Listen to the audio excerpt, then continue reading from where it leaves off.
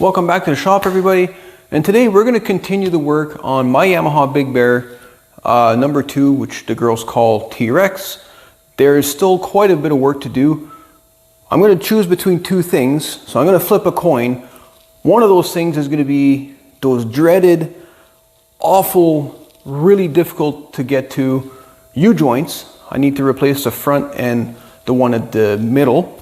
And then the other one that's a little bit less difficult to do, which is the bearings for the swing arm. So I'm going to flip a coin. If it's heads, we're going to be doing the U-joints. If it's tails, we're doing the two bearings in the back. So let's see what happens here. I'm going to flip it right onto the table. And look at that, it's tails. So we're going to be doing the non-dreaded work, and we're going to be doing the bearings on the swing arm. Whew! Well, I would have really not liked doing those U-joints today. So thanks to my good old Canadian Lucky Looney here, we're able to do a job that hopefully isn't going to make me super frustrated, because I just don't feel like doing those U-joints today. But for starters, let's remove the two tires in the back so that I can get better access to all of what's going to have to be removed. And then we can talk a little bit about that more in detail.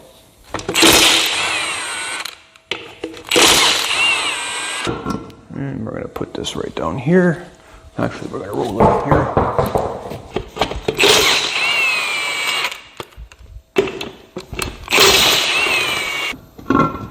All right.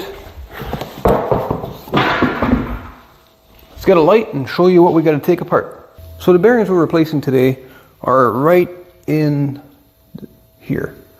So they're right behind this cap. So in order for us to replace those two, and if you haven't been on my channel before, you'll know that this is not a new problem that I come up with, or that I see on Big Bears. But if you watch, this one for sure is completely gone. So it's something I've done in the past on my other one.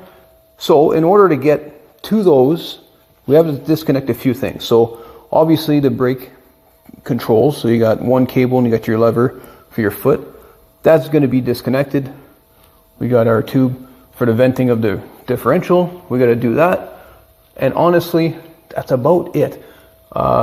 It's not actually all that bad. We're going to have to disconnect the shock, but that's one of the last things you do, because you allow the shock to kind of support the weight of the swing arm after you've done the bearings in the front. So, oh, and of course, we've got our boot up there. So not too bad.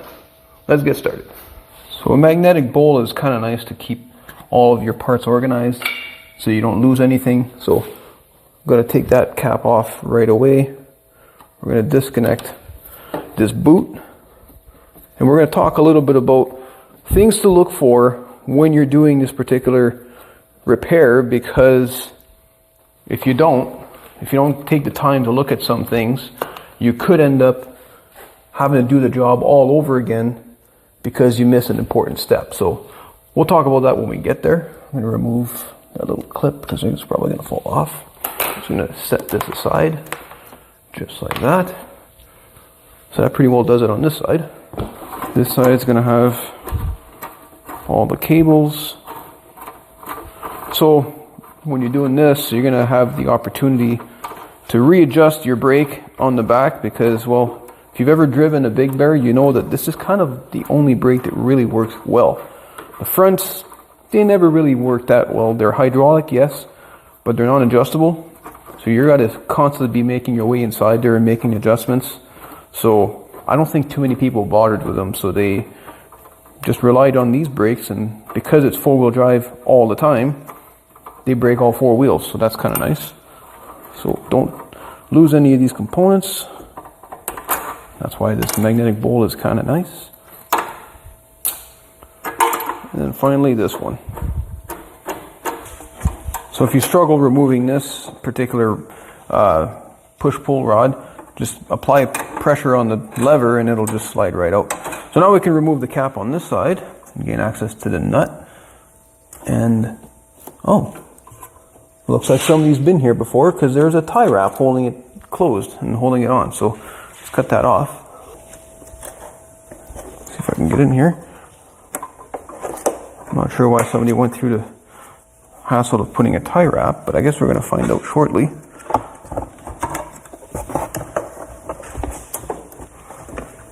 Wow, it is really in there. Okay, got that out of the way. See that?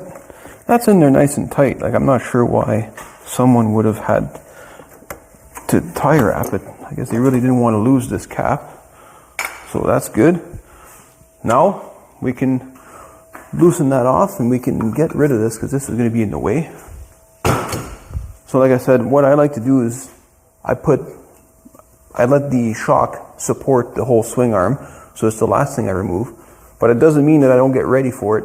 There is a cotter pin holding this pin, so I'm going to remove that right now so that I don't struggle supporting it and trying to do the cotter pin at the same time. So let's get some side cutters. Well, that cotter pin is completely frozen in there. So I'm happy I'm dealing with this now because that could have been a lot of fun. So let's see if we can pry it out. That was close. One more time, maybe.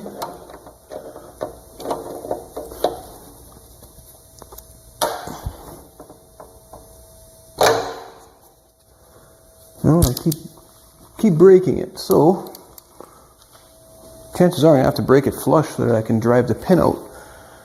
Okay, well, this is why you do things in order. Maybe with any luck, I'll be able to drive it through with a pin punch. But I'm not going to hold my breath on this one.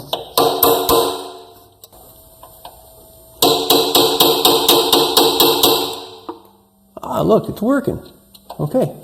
As long as I don't jam my punch in there and it gets stuck. It's almost out. Aha. Okay. Uh-oh. Okay, we're good. It was just the right size, and even though it's a little bit on the wonky side, got in there just good. So we know that that's going to come apart. So now let's deal with the bigger bolts on the side here, and then take the whole thing apart, or out, or whatever. Let's just get it on the bench, I guess, is what I'm trying to get at. We're going to remove this cable here because it's going to be in the way for getting my socket onto that nut. Highly doubt this works anymore. This used to be like a safety thing so that when you were trying to shift between forward reverse, you had to apply brake, and that would unlock the lever at the front. But a lot of people would take that lever apart, remove the little ball bearing or whatever mechanism it was. I can't remember exactly now, because what happens is this cable seizes, which, if I had to guess, is exactly what's the case here. So you could shift it. Is it a good idea? Well, probably not, because you could damage anything if you're actually still rolling forward. So you got to make sure you're completely stopped. But anyways, this is out of the way. Let's get the socket on here. So it's a 27 millimeter, and that fits nicely on there. Let's remove that jam nut, just like so. We'll do the same on the other side. Perfect. Now I can remove these pins. And these are number 6 hex. So it would just come out. Oh, a little bit stiff there. Not quite sure why, but coming along now. Ooh, lots of mud there too. These are fairly long, and this is what they look like. Same on the other side. A lot of bouncing back and forth from side to side here, but that's what the job's all about. So get these out, and then you'll see why I kept that pin in the shock, because it makes it a little bit easier. 17 mils of thread later. Come on. There it is. Yeah, so pins are in good shape. That's always nice to see. Now, let's set up the camera so I can show you what I'm doing. Okay, a couple of things you need to be aware of when you're doing the prep. Oh, one of those being that this cable is still attached, so you really don't want that to be in there, because that would have made everything a little bit more awkward. And always try and make sure you go around the boot here to unstick that, because if it's not unstuck, again, you're going to be struggling to get that out. So now, as you can see, everything is free. The only thing holding it is this pin. So I'm going to have to take the weight of the swing arm with, I guess, one hand, or both hands, and with my third hand, I'm going to have to take this vice grip out, which is attached to the pin. So this is an add-on, which is nice. I mean, it's carrying a box, and it's probably really, really convenient when you're out and you're doing some stuff. But right now, I got a couple of bolts I got to be careful with, so I don't want to hit my head on there. So let's see if I can do this. Got to find the sweet spot. Pin is moving. Come on. Not moving very quick though.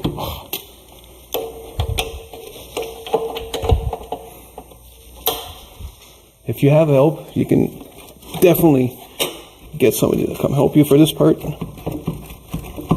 But I work alone quite a bit, so I gotta come up with ways to make things easier. Okay. Because once this pin lets go, all that weight's gonna want to come down.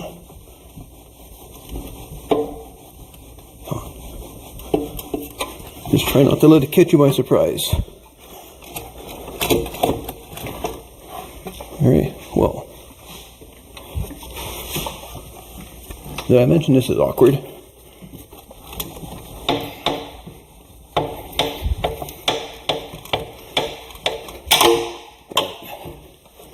There you go.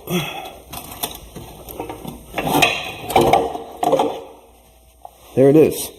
So it's not super heavy. The problem is it's really awkward. All right, well, let's put it on the table. So with the swing arm removed, we've got a really good opportunity to get inside here and check out this U-joint. Because if this one's in bad shape, it would be a good time to replace it or, you know, repair it, whatever the two. And it looks like it's been greased really well. I can see evidence of that everywhere. So we're going to clean it up and take a look, but this is not my main concern at this point for this video. So let's move on to the swing arm bushings. Now the frame here is looking in good shape. I'm going to clean up that little bit of dirt on that side so when it comes back in, it's all nice and clean. And of course, we're going to clean this up and check it out. So maybe later on, but let's go look at the swing arm. All right, now we can talk about the while you're in there's that I was talking about earlier, especially on this side of things. This is the one that you would not want to miss or forget, because if you do, you're going to end up having to take all this apart, replace the seals in here. So I'm going to be looking in here. I'm going to take all this out, and I'm going to investigate to see whether or not any of the needles in that bearing fell down the tube and is bouncing on the top of that seal. If they are, they need to be removed and that seal needs to be inspected. And if you do that, well, there's a bunch, like to get access to that seal, it's a mess, but it's not impossible. So let's hope, cross our fingers that everything's okay in there. This side, well, if it falls out, it's not going to go anywhere. It might bounce around in this tube, but not a huge deal, right? So let's take this out, cross our fingers, flash a light inside there and see what we got. Okay, so I'm going to pry out that seal. That's nice and easy. And, well, that's lots of grease. Probably original. Okay, so as you just saw there, this bearing is falling apart. But, big question is, are all of the rollers, or the pins, there? So, if we piece it back together, that's the big question. Oh, and they are. They're all there. Wow, that's awesome. That's really awesome, because I can link the video. Well, I don't have to do that anymore. I can link the video that I did on my other Big Bear, and it's nasty. Like, you got to really disassemble everything here. You got to pull some stuff apart, like the axle, to get the tube out. It's just not a fun job at all. But we made it. We did it. It's not leaking. But just to be sure, let's take a camera down here and look at what we got. I can tell you for sure it's really, really dirty. So hopefully it's just grease and not gear oil. Because if it's gear oil, well, maybe the seal is busted. So as you can see here, all of the rollers are there. If I rotate this around, nice close up, they're all there. They're all very loose, but they're all there. So that's a really good sign. Now, what about inside the tube? Well, that's what we got. It is very, very sloppy in here. It's very dirty. So, but it doesn't look bad. If I look really far back, I don't think I see any damage on that seal. I think some of this gooiness is probably from the bearing, but it does seem excessive. So what I'm going to have to do is clean it up. And the best way to know if that seal is leaking would be to stand it up and see if anything leaks out after it's clean. I guess I could do that now too. So let's just put a rag down here and see if we can determine anything. Okay, now let's hope that everything is okay and it's not going to leak. I don't really know how much oil is in here. I should check that first. Let's get a 19 mil. 21 mil. You know what, a good old all 16ths will do. I think it's 21. I don't have a 21 wrench, so crack that loose and look for some oil. That's something I forgot to do when I went out for my first ride. And where's my light? Get it up here.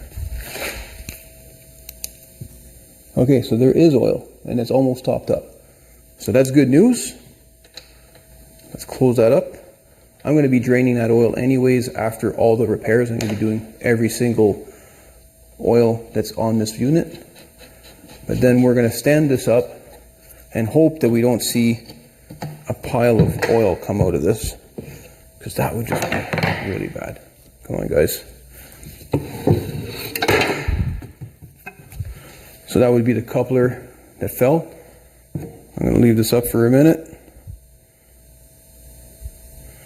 Okay, should have been long enough if it was leaking. Oh, whew. I don't see any oil. I don't see any oil, guys.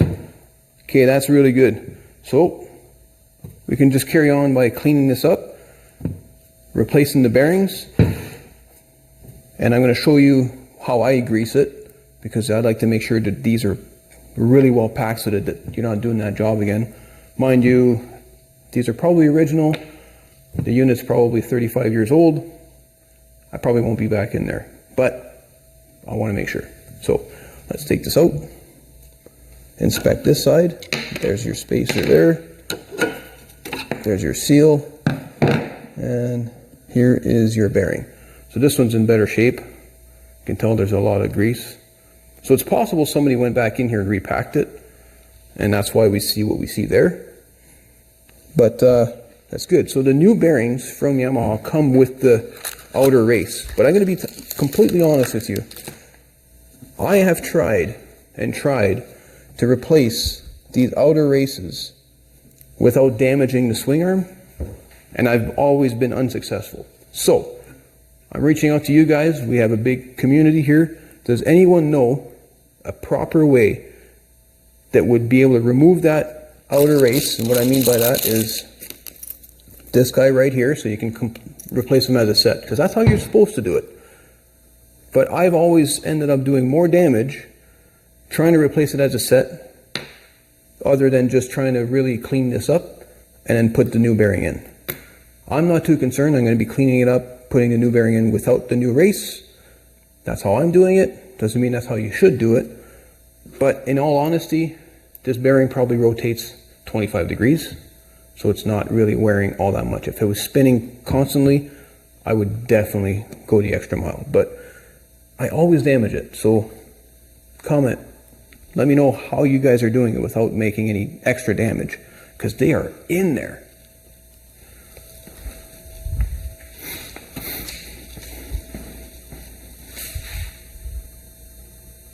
Alright, coming back from the parts washer, it's all nice and clean in here, and after inspecting that seal way back there, it looks good. It doesn't look like anything has damaged it. I mean, it looks like it's still holding. I've had it up on the on its end for quite some time. Nothing came out. And I got to go back on one of my words, and that was to not replace this outer race. Well, I kind of had to. And that's because, look at this. This one here is terrible. If I spin it, you can see all the marks in there. And it was really, really ratchety when you put the new bearing in. This side, on the other hand, not so bad. Managed to clean it up. There's still some marking in there. This one's not too bad to get to. But this is what I mean. I knocked it out with a punch. This is the one in question. And it doesn't matter how careful you are, you always end up marring that surface. I don't like that. But this is what I had to do. And I don't know how I'm going to get this one out because you can't get through to the other side. So I might keep this one in here. I might try a little heat to try and get this one out as well, because it could stand a new one. Yeah, you know what? I think I'm just going to try a little bit of heat and try pry it out. Maybe that'll work if I put it in the vise, then it won't move around. But anyways, that's what's happening now. I am going to fill this cavity full of grease all the way to the back. And that way there, if there's any moisture that wants to try and build, it can't, because it'll be packed with grease. So it'll kind of feed itself.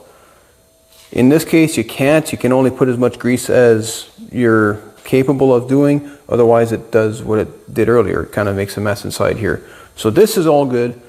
Just going to put all this back together. Like I said, I'm going to put that new race. I'm going to try and take this one out. Then we can go ahead and clean the drive shaft that's on the back of this. Take a look at that. And I guess start the reassembly.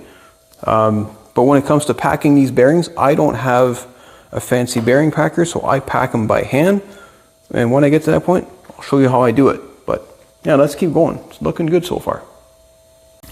Okay, I just got an idea. It's a little risky, but I'm hoping that if I'm careful, I'll be on the right side of everything here. So here I have a double cut carbide bit with a die grinder. So what I'm going to do is I'm going to relief cut just that race, and hopefully when I get close enough I can give it a good hit with a punch. It'll split.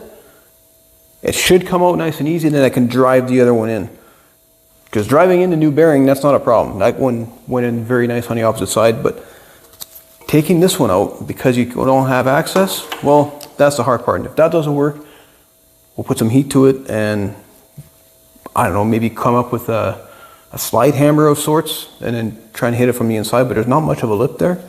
So let's try this, and let's hope I don't damage anything.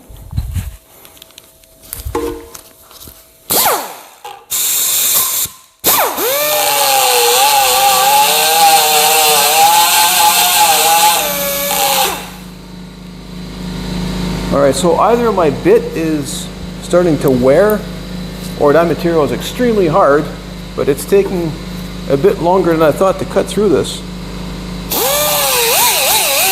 Okay, so I got a pretty significant cut in there. Now let's see if I can split it. Hopefully I don't damage anything here.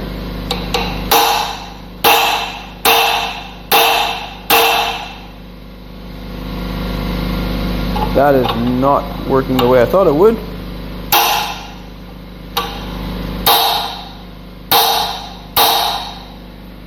Okay, so plan B, let's go get another hammer. Okay, maybe if I put two hammers right here and I smack the one really nice, hard, it'll go.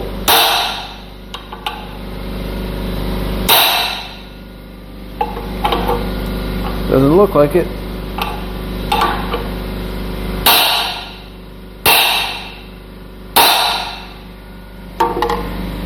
Okay, I was afraid of that. So now I gotta try and relief cut this. Alright, well, unfortunately I've cut a divot into the side of the swing arm here, and not very happy about it, so, but let's see if I can split this here. Oh, it's moving. Ah, yeah, it's moving. So does that mean I can pry it out?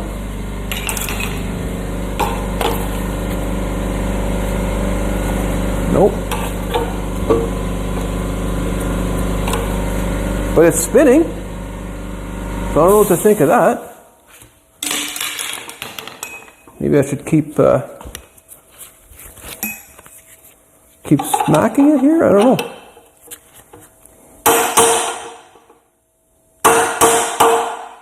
Okay, well I kept cutting it and it seems like it might have cracked. So I think I might have, oh look at that, it is. Okay. So, look, it's moving guys. Finally. So maybe this is a method of removing these, but I would not recommend it. Because, well, let me show you what you end up with.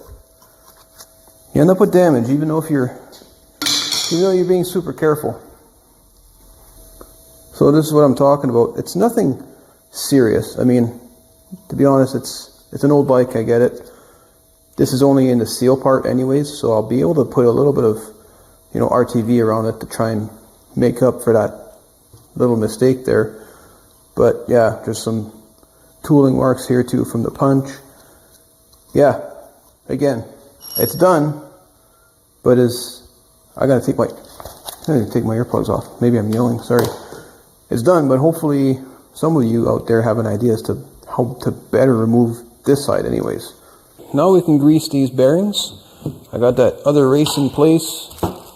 The race in place. I didn't think that was gonna rhyme, but I got this race in place. I'm gonna fill up this cavity with some grease. You could probably ask me in the comment section, what kind of grease am I using? Well, as a grease guy, I like to use something that's a little bit more tacky for certain applications like this. I'm not sponsored, but this case, I'm using Pyroplex Blue NLGI number 1 from, I believe it's Castrol.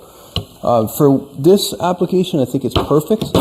It's a little bit on the thinner side, but it's very tacky, as I'm going to show you in a second, because once this is filled, which it's almost there now, I'm going to put some in the palm of my hand. Actually, here you go. Here's a good indication. You can see that tack right there. It's nice and blue. Dare I say, maybe even Yamaha blue? I don't think so, but anyways, I'm going to put some in the palm of my hand. I would prefer using a clean glove, but it's not all that bad because, like I said, these bearings don't do much more than turn like a couple of degrees. So then I'm going to take the bearing. I'm going to take the face of the bearing. And how do you know which one is the face? Well, it's the one where you see more of the rollers or the balls. And then I'm going to pack it in the palm of my hand this way, all the way around until grease starts coming out of the other side of the bearing between the rollers. And this is where having a greaser, like one of those fancy things with the cups, you just put your grease gun on it and push it out. That's super fancy, but this is how I used to do it. This is how I learned how to do it, and it works really well. So this one is really well packed. You can see probably got a little bit more than I really need, but this bearing is going to be good for a while. I'm going to put some grease all around that new race, push that in, probably go ahead and, since I can, add a little bit more just on the outside. I really don't want to do this again. This is it's a good thing it wasn't a U-joint job, but still don't want to do this one twice. Then I'm going to push the new seal in place, but I got to wipe my hands first, I think. Okay, we got our new seal. A little bit of grease going on the lip of the seal here. And I'm going to hope that it fits nice and snug. Like I said, I was going to put some RTV on there, but if it fits nice and snug, there's so much grease here, I really don't think anything is going to get past it. So I'm going to push that. Oh yeah, that's going to be, I'm going to have to tap it in with a hammer. Okay, it's going in, but yeah, that's a good fit. Okay, I'm pretty satisfied about that. And can't forget our spacer. That goes in just like that against the bearing. And this is what's going to help determine the side load on that bearing. There you go. Okay. And we do the same thing for the other side. Okay, so both sides are nicely coated with some grease. I got the pins, or the spacer, sorry, with the new seals. Now we can't forget this guy. So I'm going to do the same thing. I'm going to put some grease inside the coupler here. Fill it up real nice so that it prevents wear, oxidation, rust, all that good stuff. And then we're going to put it in place. Now, it's nice having a tackier grease, because when we're going to go maneuver this thing to get it inside its home, hopefully this grease will keep some of these types of components in place because it's tacky. So you got to kind of reach in there, get it on the spline.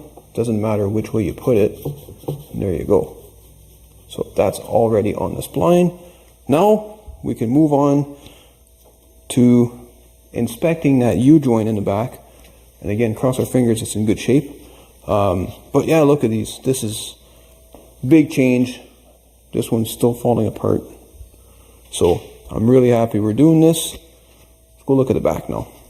So after wiping down all that excessive grease and a little bit of dirt, turns out we're in good shape here. The U-joint's perfectly fine. There's nothing wrong with it. Feels great.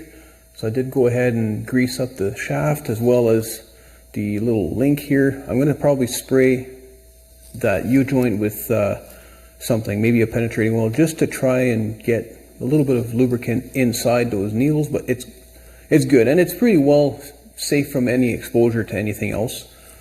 Everything else back here is dry, which means that we got a good seal back here as well for that middle drive gear output.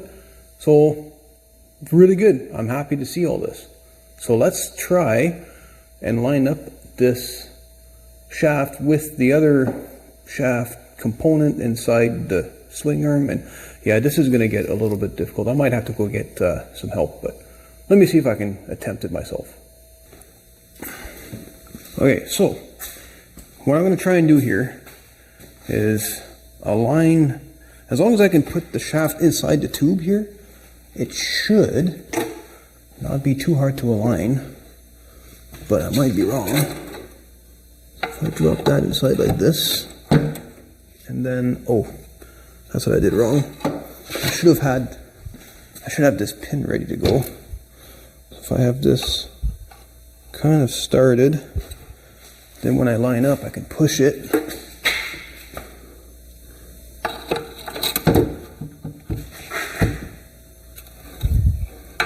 Something like that. Okay, so there's just no way to grab it.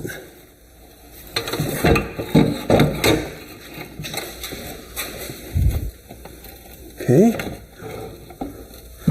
so far not looking too bad. Oh, yeah, that's what I was worried about, but that's okay. I lost a little. Okay, I lost these little plastic spacers between the shock, but right now it's not my big concern. If I can just get it to support itself. Okay, so it's supporting itself right now. I'm going to have to take this out to put the plastics back in. But the question is, did it get into the gear? No. So, how do I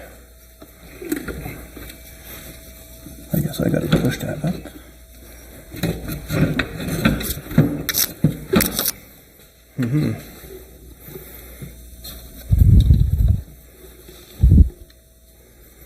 I can't quite remember how I did this.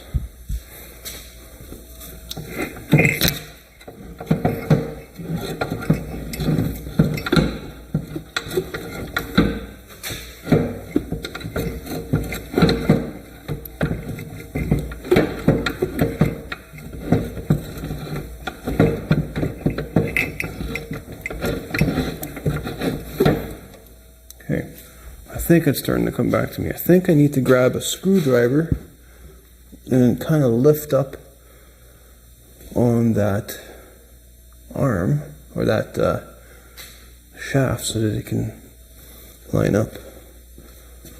But anyways, you kind of get the gist of it. It's a bit of a chore getting this back in, so probably a good idea if you get help, which I probably will go get. Okay, well, I broke the #1 rule of making videos, and that's to not turn off your camera while you're doing other work, because sometimes you might catch something that would have been good, and that's exactly what happened. Second attempt, it just slid in like butter. The only thing I changed is I turned the U-joint so that by applying a little bit of pressure to the top of it, it would raise. So you don't really need the shock to support anything because it's being supported on the inside of the frame. So you can just let it sit on the saddles, worry about lining up the shaft. Once it's lined up, then you can worry about the shock. It absolutely went in like nothing. And I wasn't recording. Sorry guys.